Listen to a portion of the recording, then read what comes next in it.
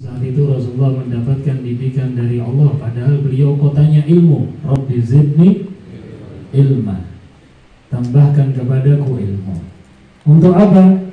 Kemuliaan di sisi Allah, kedudukan di sisi Allah, mendapatkan keridhaan dari Allah, untuk mendapatkan cahaya dari Allah Subhanahu wa ta'ala, yang mana Rasul sallallahu alaihi wasallam semuanya terbimbing dengan ilmu.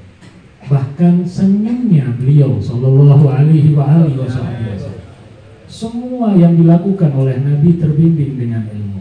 Sunnah yang dia jalankan, minum pakai nafas 3 kali, makan dengan tangan kanan, posisi duduk, di kamar mandi begini. Ternyata itu semua ilmu yang Allah berikan kepada Nabi Muhammad sallallahu alaihi wasallam. Apalagi ilmu yang ada di Al-Quran, ilmu-ilmu tentang ajaran agama, ilmu-ilmu tentang cara beribadah kepada Allah Subhanahu wa ta'ala. Makanya tidak akan orang itu mulia kecuali dengan ilmu, dan tidak akan mulia dengan ilmu kecuali tujuannya menggapai keridhaan Allah Subhanahu wa ta'ala. Nabi diutus oleh Allah untuk memberikan, menyampaikan ilmu.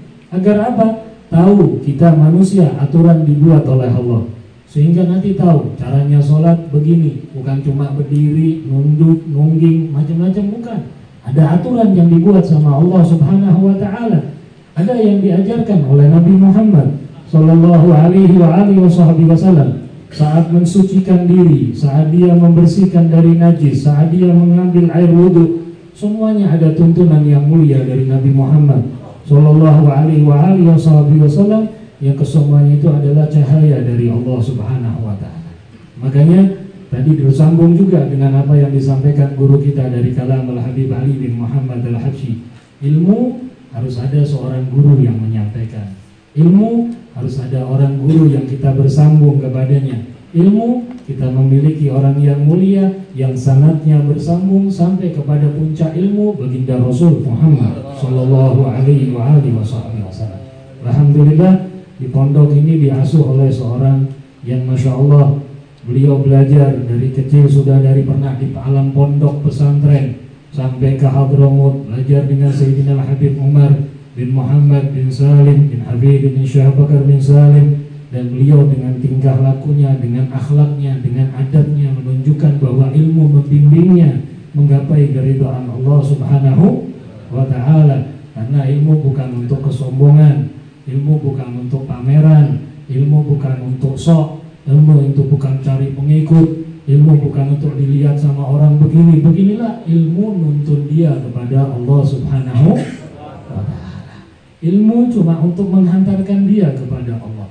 Maka seorang guru tugasnya menghantarkan muridnya kepada Allah Subhanahu wa ta'ala dengan ilmu yang dia berikan, dengan ilmu yang dia sampaikan. Maka kalau kita tadi lihat disampaikan bagaimana kemuliaan hubungan seorang murid dengan guru, yang murid itu mendapatkan kedudukan yang mulia di sisi gurunya, maka dia pun mendapatkan kedudukan yang mulia di sisi Allah Subhanahu wa ta'ala.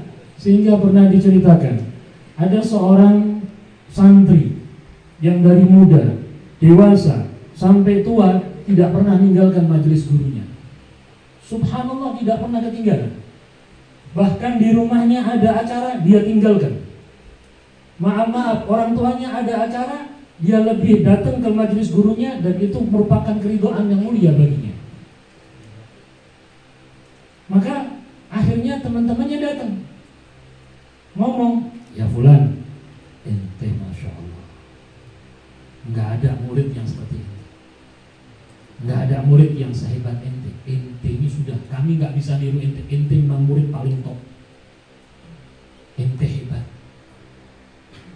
Timbul apa yang namanya sifat manusia yang lupa dengan Allah Subhanahu wa ta'ala.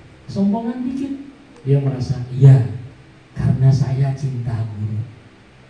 Cinta? Salah nggak? Salah nggak? Nggak salah. Emang wajib kita cinta guru, tapi diterangkan. Bahkan kalau naruh kedudukan guru di bawahnya Nabi Muhammad sallallahu alaihi wasallam. Agar apa? Maaf, agar kita nggak meleng kanan, nggak meleng kiri.